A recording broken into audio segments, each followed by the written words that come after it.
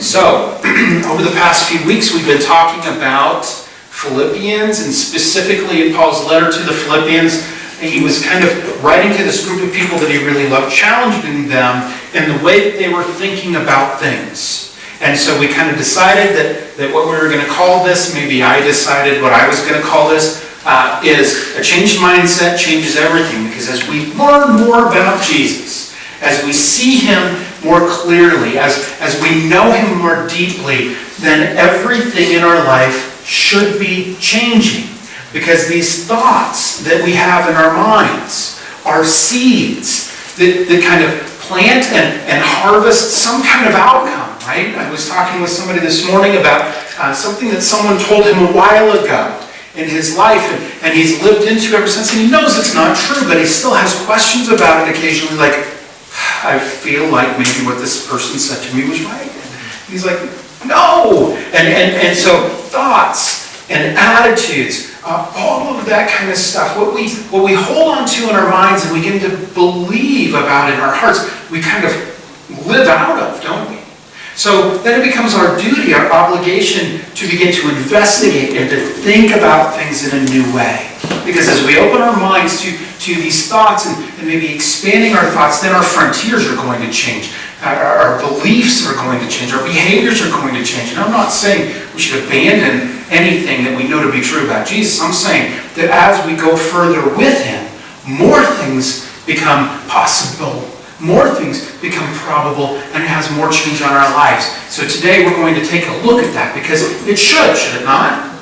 What we think about Him should change our lives. And I know that it has in many of your cases, but I'm never satisfied with the status quo. Sorry. So I'm going to keep pushing you and asking you to consider and consider and consider and grow and change. So, as our beliefs are becoming expansive in us, as we encounter Him and we move on, today we're going to take a specific look as Paul wraps the letter of Philippians up.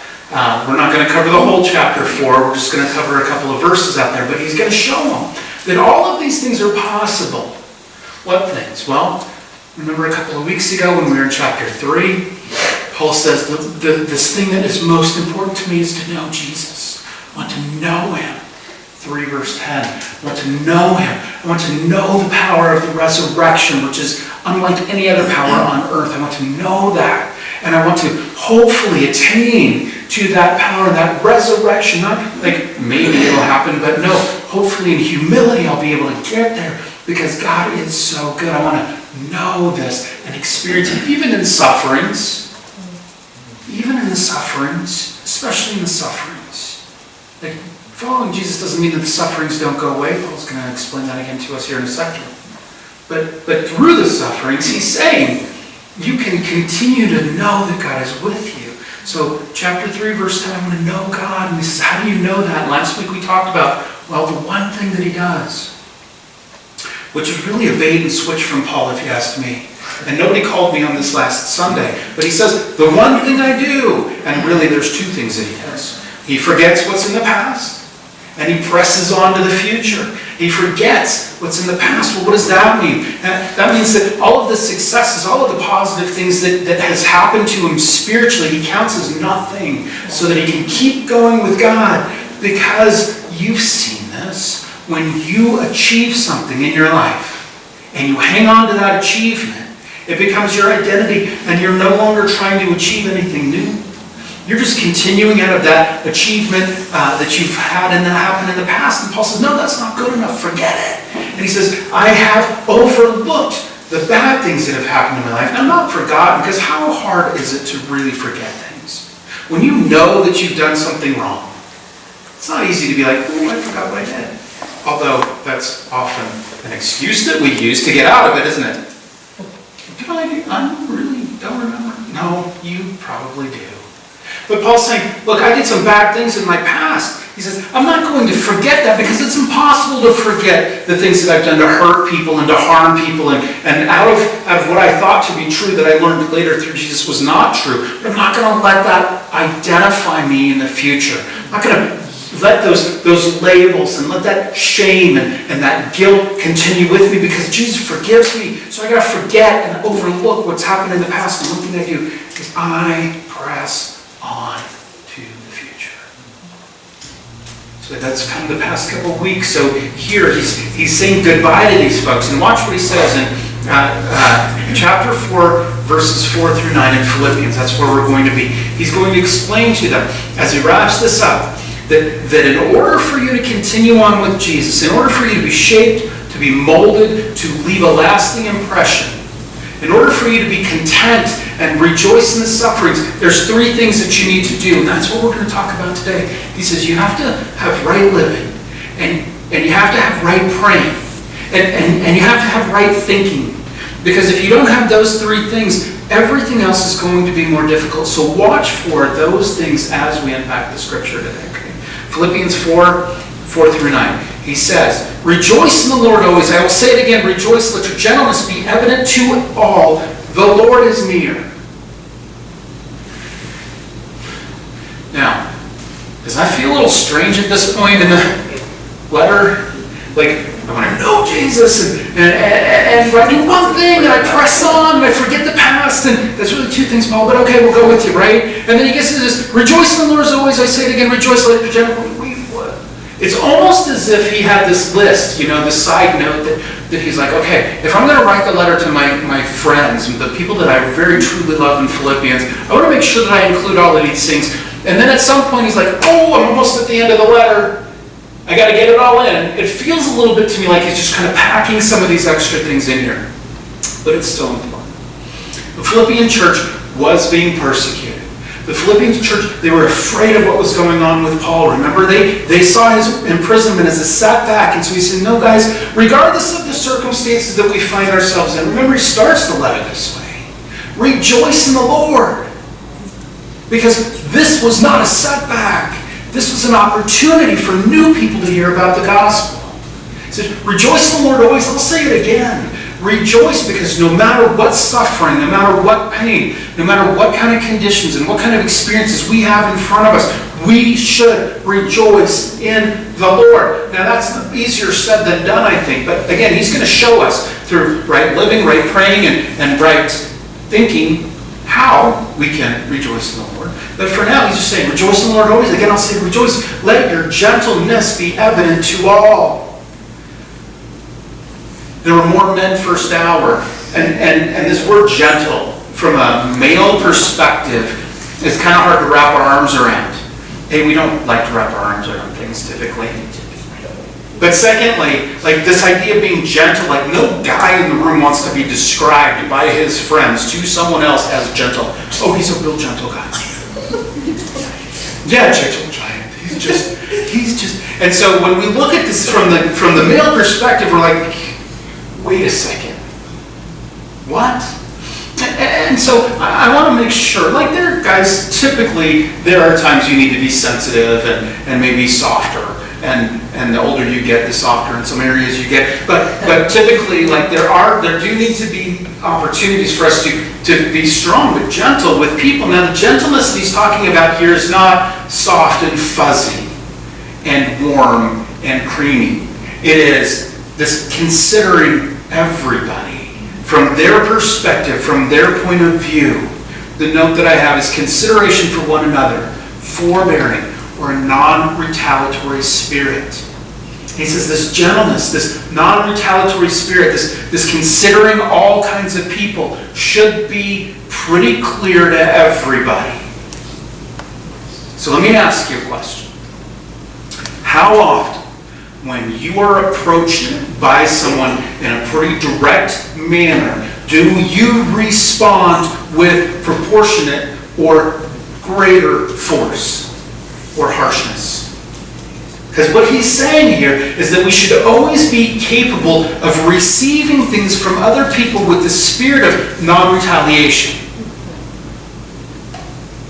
I wrote that question in my notes because most of the time I've found, especially when I'm feeling defensive, when somebody comes at me with a question and they don't even really need to be offensive in their question. But if I'm not in the right space about something, my natural reaction is not gentleness. It is harshness. Because it feels threatening. And what Paul's telling us through the inspiration of the Holy Spirit is, folks, we better pay attention to how we react and how we respond. It says your gentleness needs to be evident, is the word that he uses here. To who? To everyone. To everyone. To everyone. Isn't it interesting that sometimes my reaction to somebody that I don't know can be softer and more gentle than my reaction to somebody that I care deeply about? That's wrong, isn't it? It should be evident to all. Now, why does this matter? Because listen to me.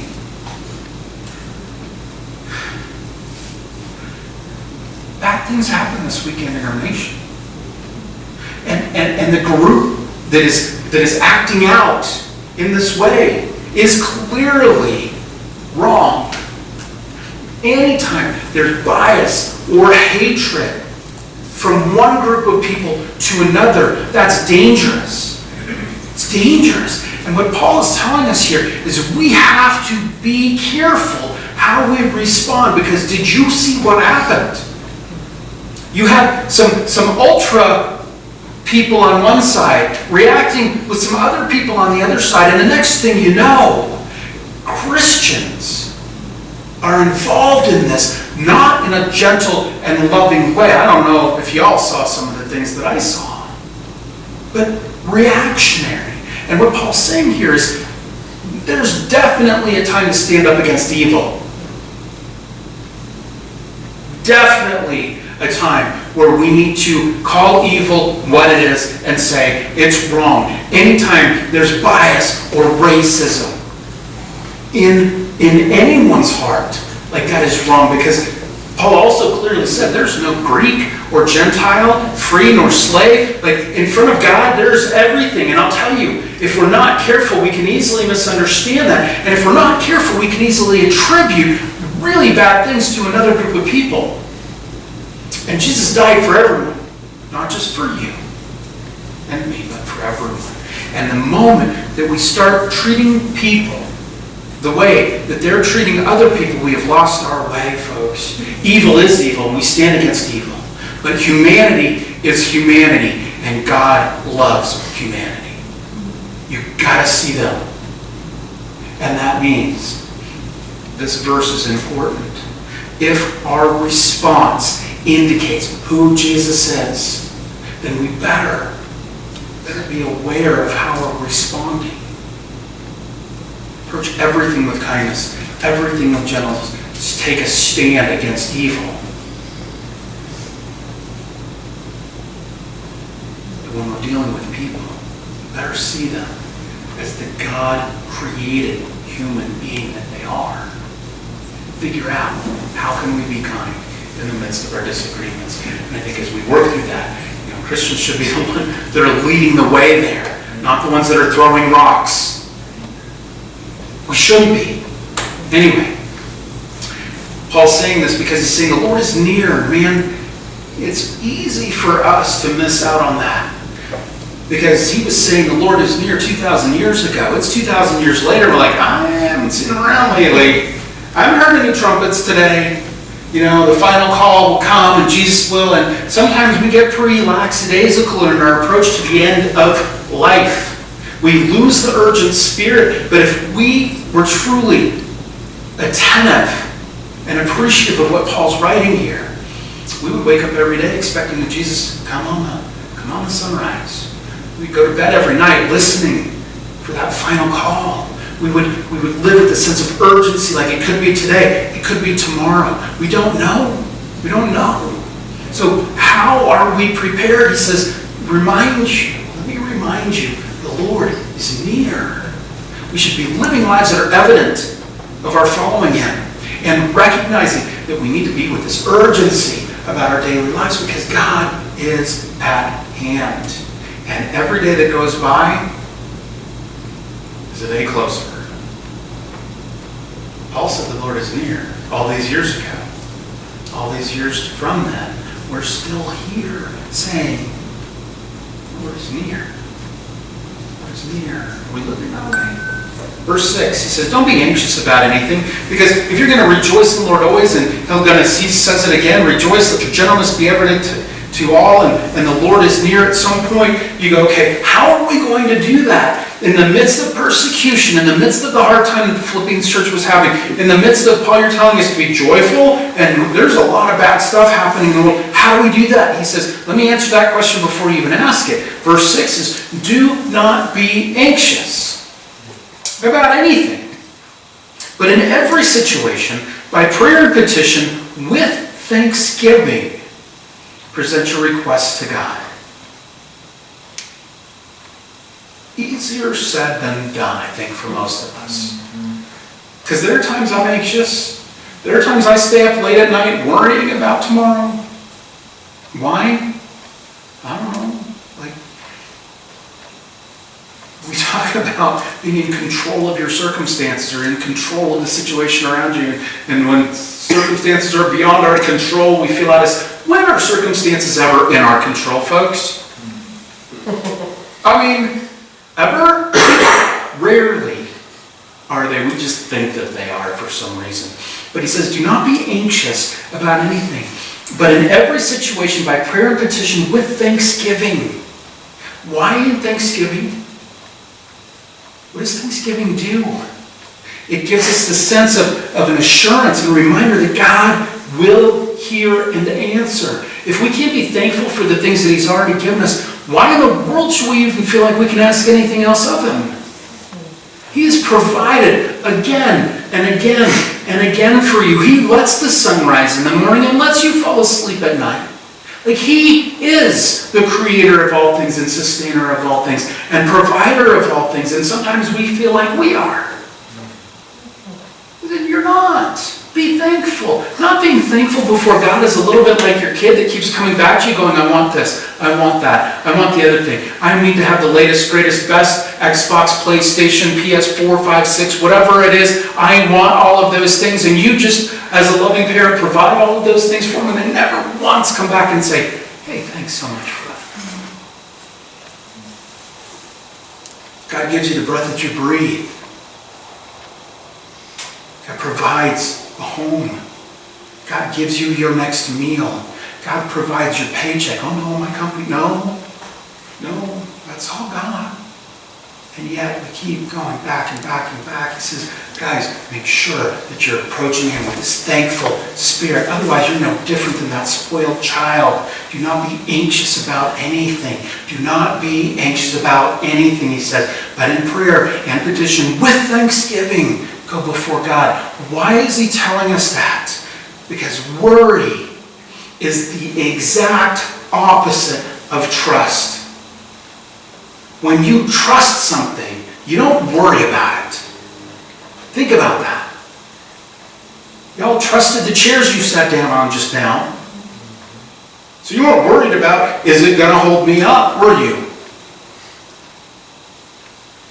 But when you're not sure about something, man, that elevates that concern, the care, the investment of energy that we put into, will this work, will this work, will this work? It is God. God works. Trust it. See, Paul is highlighting this section right here because he's saying worry is the exact opposite of trust. It eliminates trust in God. But prayer does what? Builds trust. Builds trust. Do not be anxious about anything, he says. But in every situation, by prayer and petition, with thanksgiving. See, don't be anxious, but with prayer, go before God. Present your requests. And, verse 7, the peace of God, which transcends all understanding, will guard your hearts and your minds in Christ Jesus. What is the peace of God?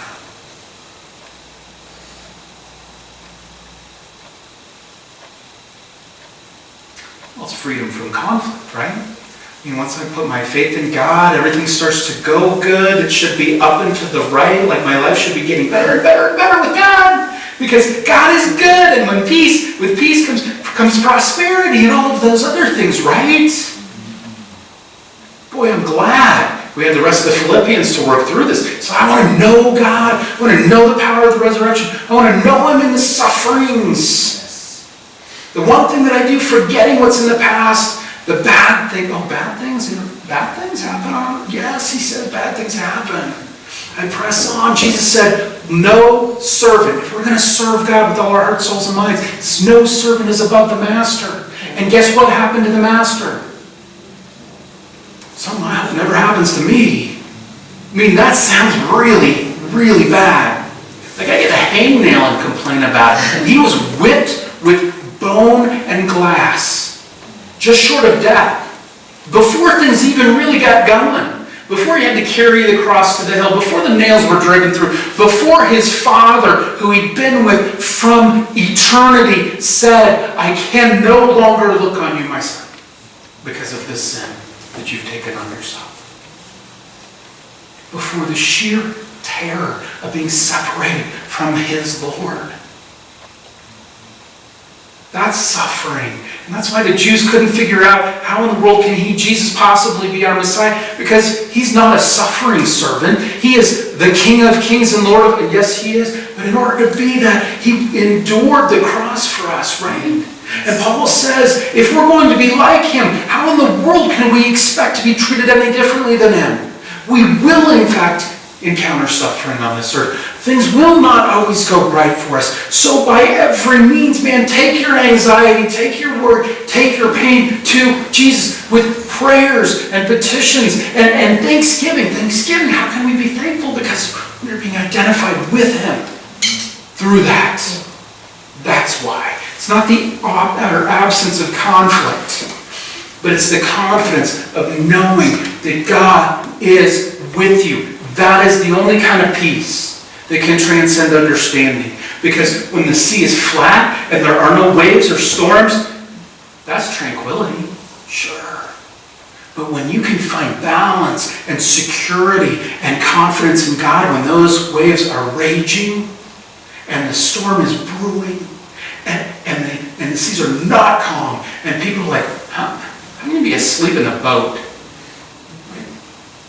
Because I know the captain of the ship, and it's going to be okay.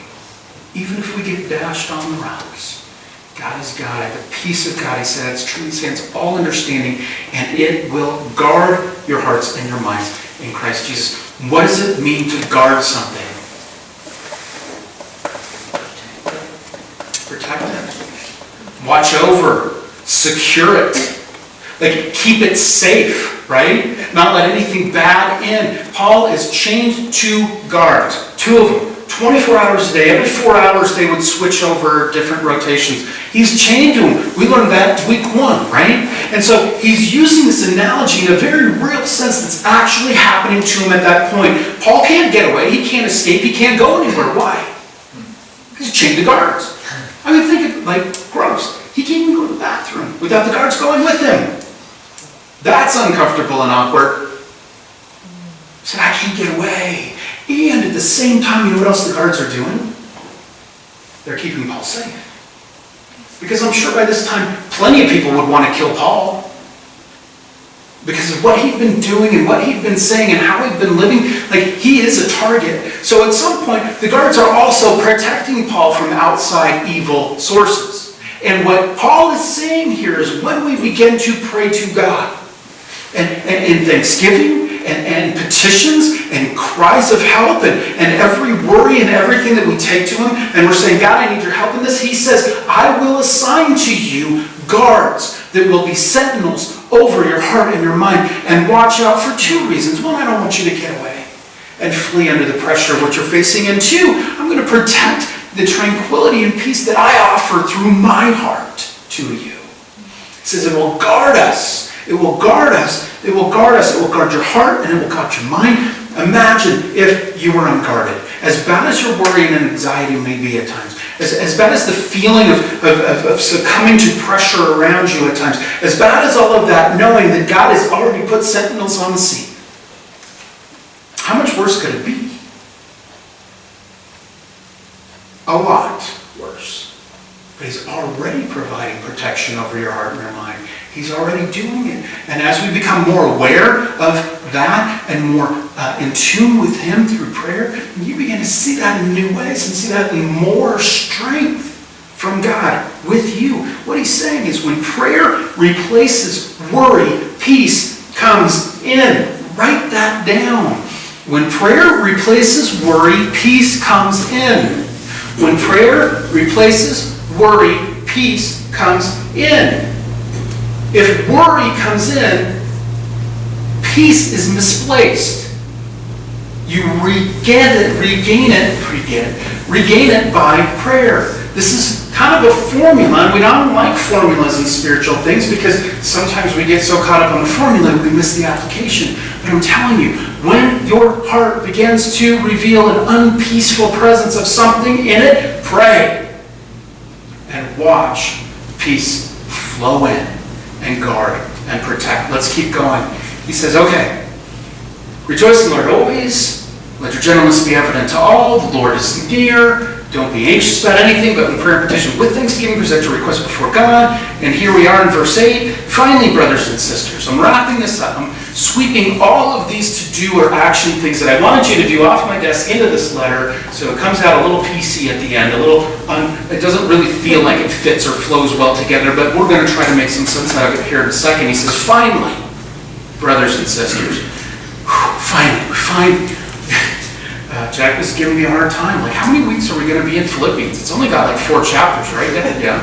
Well, we've been in there for about a zillion weeks. Well, not quite a zillion, but I mean, I feel a little bit like we're kind of coming to the end of the letter too, and it's taken forever to get here, and so I can relate. Finally, and probably some of you are going, finally, he's going to wrap this up. Yeah. All right, here we go.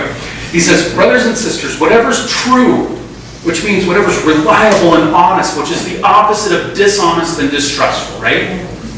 Whatever is noble, which means dignified and respectful, not disrespectful and undignified, right?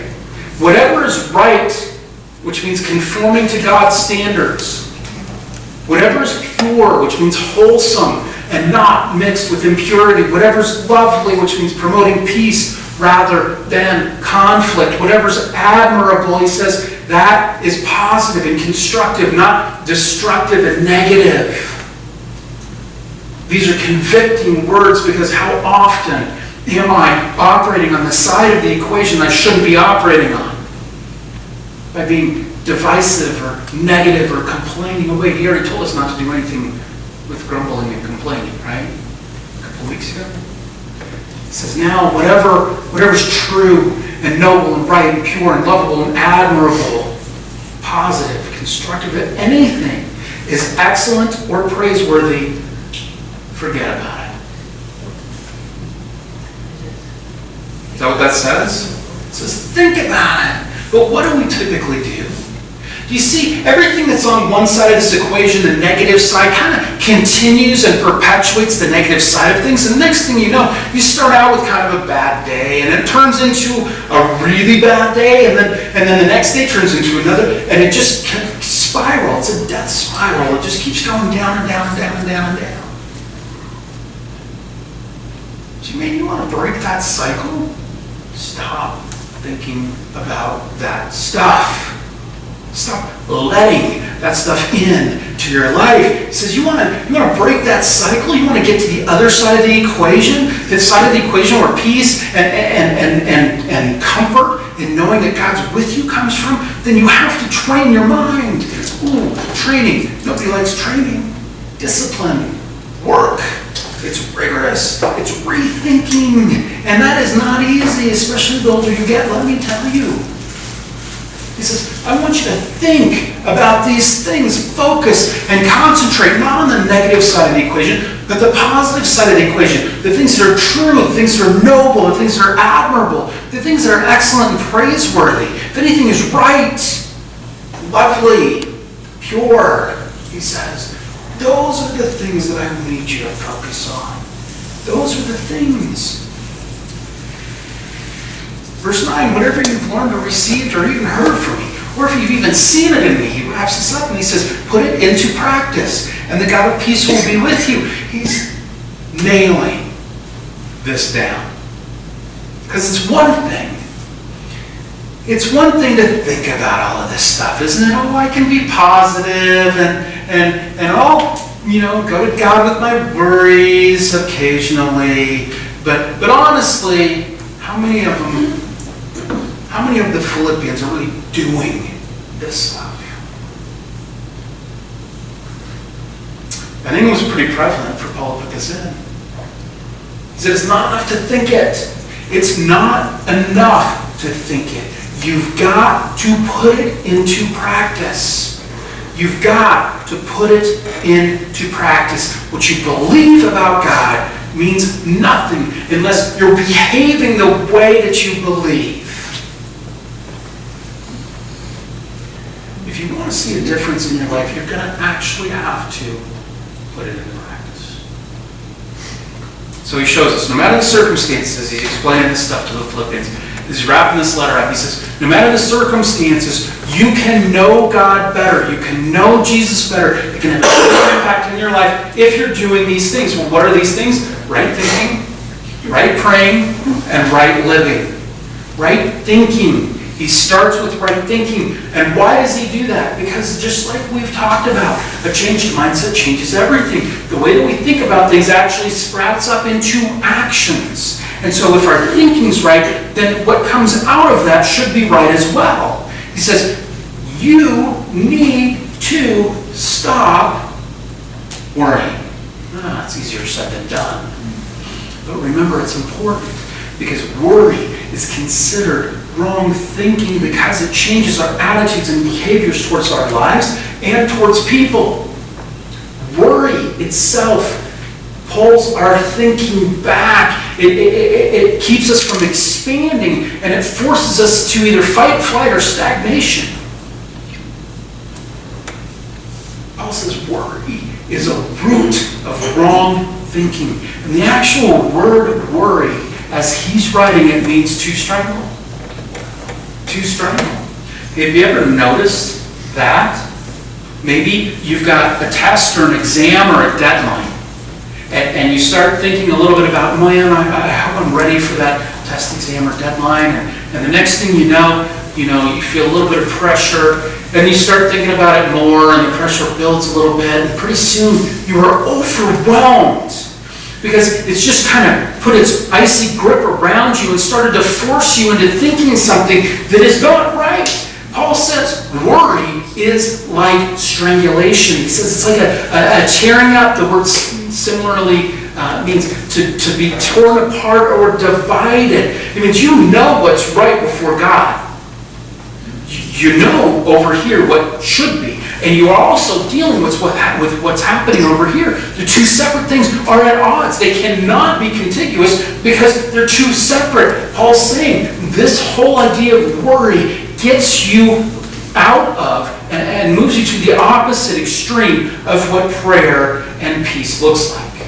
So anytime we allow worry into our head, I don't care what you call it, worry, concern, anxiety. Now listen, there are certain types of anxiety that we're not talking about here.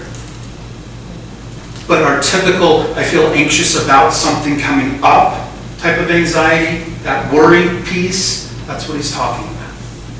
There are certain types of these things that are completely contrary to the direction that God wants us to go. Wrong thinking strangles the mind.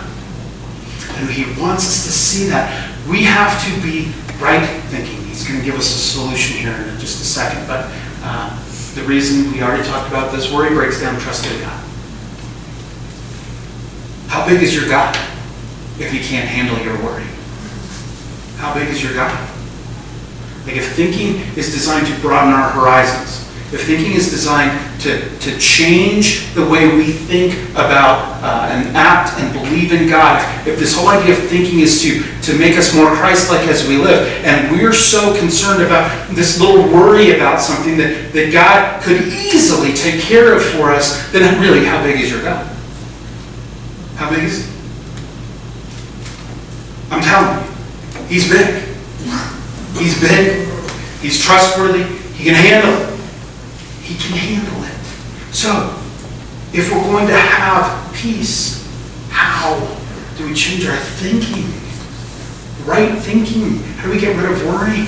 Well, what did he tell us? Right thinking, right praying. Well, what does that mean? Well, the number one antidote to worry is prayer. Because it secures your mind. It attaches your mind to the heart and to the mind of God. The number one thing, I'm telling you, if you're worried about your business, you're worried about your relationships, you're worried about your tests, your job, your future, your career, your retirement, your kids, you're worried about your pet or your car or bills, whatever you're worried about, I'm telling you, the number one way to leave worry behind is to take it to God in prayer. If it doesn't work, he offers a money-back guarantee. Okay, maybe not. But I'm promising you, it works. Do it and watch what happens. God is big enough to handle your problems. The problem isn't how big God is, it's how big you believe he is. I want you to come to me with your stuff, no matter how big or small, no matter where it is on the spectrum. I can handle it, and I want to. I want to know the little stuff. Oftentimes I fall into that category of, I'm not really going to pray about that because that seems selfish or stupid or really insignificant compared to the things of God. He says, no, Graham, I want you. I don't care if you're praying about your hangnail or not. It really hurts. God, it's like, oh no. I'll kiss it, make it better. I'm like, thank you. He wants to know though, right? And I'm telling you, if you can go to him with the little stuff, then you can go to him with the big stuff too. Yeah, he wants to handle that stuff. It says that God is big enough, and the whole reason for prayer is to keep us in an ideal relationship in any condition, because when our focus is on the right thing, it's not on the wrong thing. When our focus is on the God that can help us walk on water out of the situation, then our focus isn't on the water. And by the way, the God that can help somebody walk on top of the water can help somebody walk under water. Sometimes we miss that, like, oh, I'm overwhelmed no matter what. Yeah, he's there with you.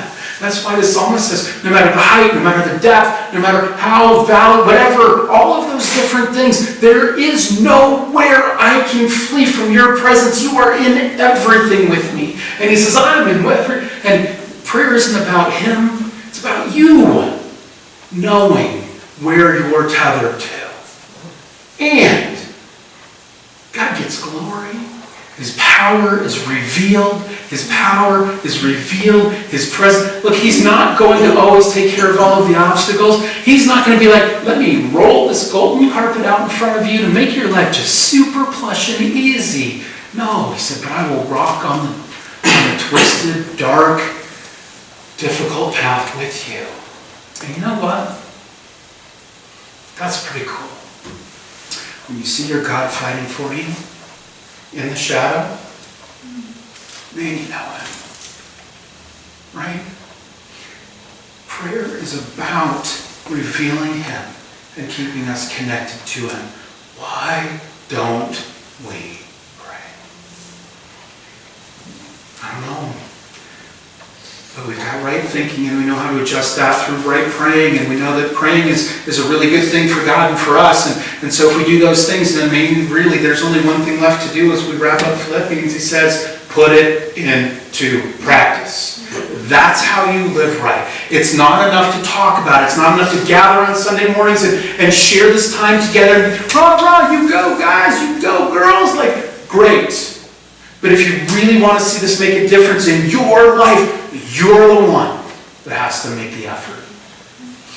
You have to believe in God, trust in God, and take the steps to prove it. Without trials and practice, there can be no trust or faith. It's just not. It's useless unless you put it into practice. He says, give back to me. Do you believe that he will take care of you if you give back to him? He says, pray to me. Do you believe that he will come close to you when you pray? He says, love others as I have loved you. Do you believe that God will give you love for people unlike you and will really make a difference in how you care for them? Because if you just think it, you don't give, you don't pray, and you don't go. You can think it, but unless it changes something, unless you act on it, unless you put it into practice, nothing happens.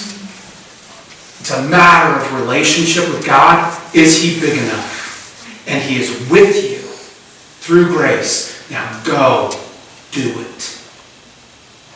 Go and do it.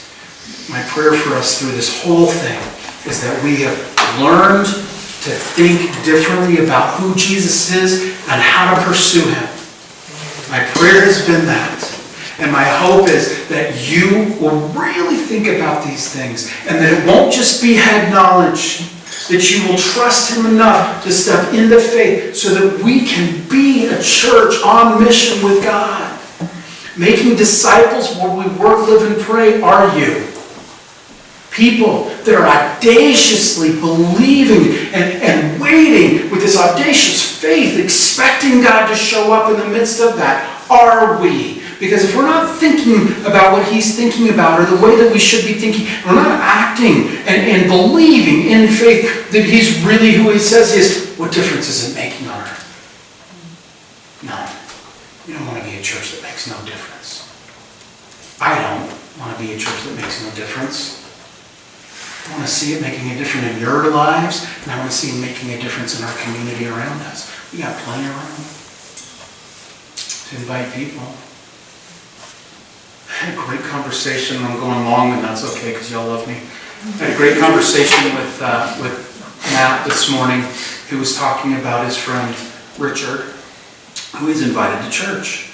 Matt hasn't been in church for a long time. He's been coming back here with his family. It's been really cool to see. God is doing something there that's just very humbling. And in the midst of that, he's like, I want to bring Richard, but he's afraid to come to church because we feel like Christians are judgmental. We've heard that before. I don't feel like we're a judgmental church. I mean, we let lots of people come here that believe differently than us about what the better football team is. We don't hold that against them at all. I mean, honestly, take a look around. We've got old people. We've got young people. We've got people that have been in church for a long time. We've got people that are new to church. We've got people that come from crazy places like Kansas City and other things like that. Like we've had people from Pueblo here. And we've loved them deeply. We do not judge. I have to do something different on the resident.